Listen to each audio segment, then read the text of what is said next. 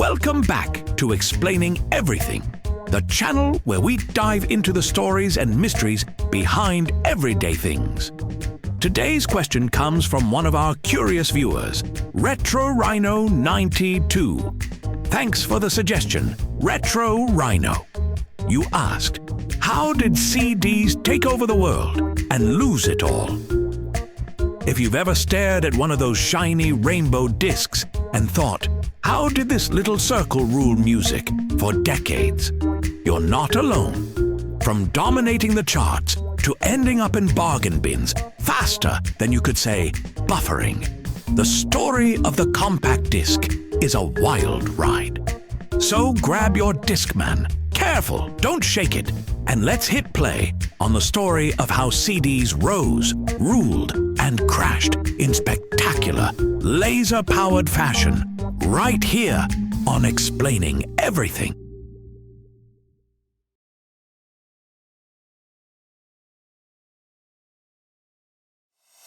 The story of CDs starts in the late 1970s, when people were getting tired of vinyl scratches and cassette tapes that could turn into spaghetti disasters inside your car stereo. Enter Philips and Sony, two tech giants with one shared dream: to store music using lasers. Because why not? The 80s were all about lasers, laser tag, laser pointers, Star Wars. It was a laser decade.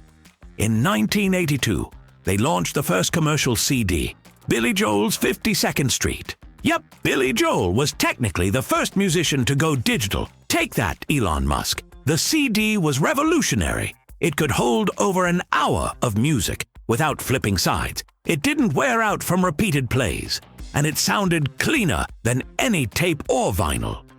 People were amazed. The sound quality was so good, audiophiles described it as perfect, which is ironic because they've been complaining about digital sound ever since. Soon, the CD wasn't just a product, it was a flex. If you had a CD player in 1985, you were fancy. You didn't just listen to music, you experienced it through lasers.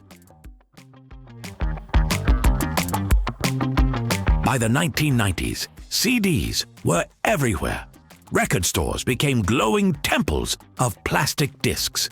Musicians went all in. Michael Jackson, Nirvana, Whitney Houston, everyone released albums on CD. And let's be honest, nothing beat that feeling of unwrapping a brand new CD. They weren't just a better way to listen, they looked futuristic. Shiny, rainbow surfaces that hypnotized anyone under the age of 10. Plus, they were portable, kind of.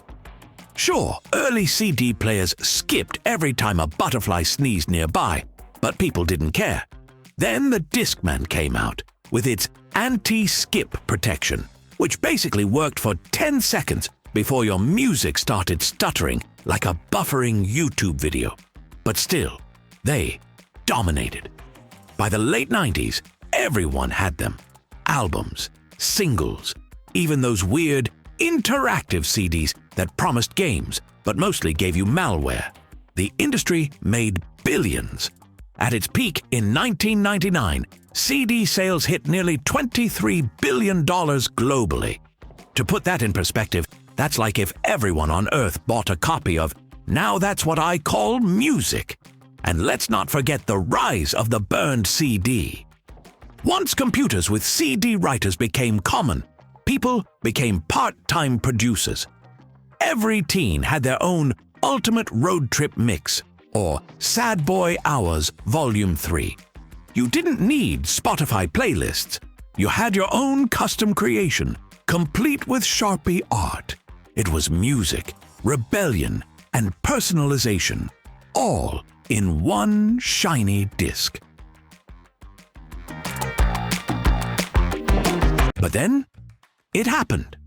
The early 2000s arrived, and with them, the internet. Suddenly, you could get your favorite songs without going to the store. and more importantly, without paying. Napster appeared like a mischievous genie, granting everyone unlimited wishes, except the wishes were pirated MP3s. Why spend $18 on a CD when you could download In the End by Linkin Park for free? Sure, it might actually be an 8-bit remix recorded by a guy in his basement, but who cared? The floodgates were open. MP3 players, iPods, and file sharing changed everything. CDs went from cutting edge to clunky overnight. The music industry tried to fight back, lawsuits, copy protection, angry statements, but it was too late. The world had moved on. Even the mighty Discman couldn't compete with an iPod that held 1,000 songs and didn't skip every time you blinked. Stores started shrinking their CD sections. Record labels panicked. And by 2010, CDs had lost their throne. They were now physical media, which is code for old. But here's the twist. CDs never truly died. They just retired early. Like your cool uncle who still wears his leather jacket to family dinners. Sure, streaming took over, but collectors started missing the tangible stuff. The album art, the feeling of owning music instead of renting it from the cloud. Today, vinyl made a huge comeback, and CDs are slowly creeping back too, partly from nostalgia, partly because Gen Z thinks they're vintage.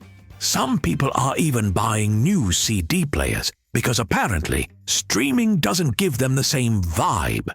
Even artists are getting in on it again. Some indie musicians release limited edition CDs for fans who want a piece of something real.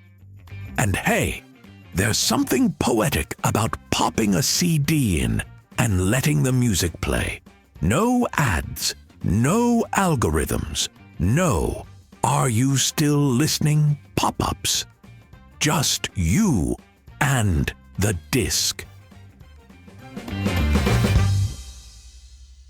CDs gave us a way to touch sound, to collect memories in a case, and to express ourselves before playlists existed.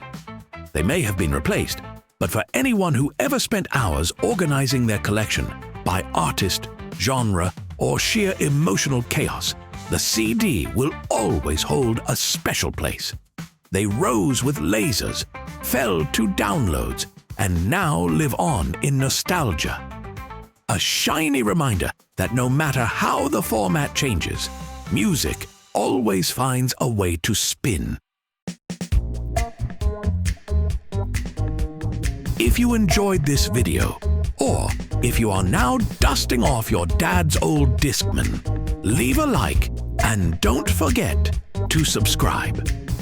Also, if you have suggestions for our next video, feel free to share them in the comments below. We'll be sure to give you an acknowledgement for your contribution. If you enjoyed this video, please check out our other binge-able channels.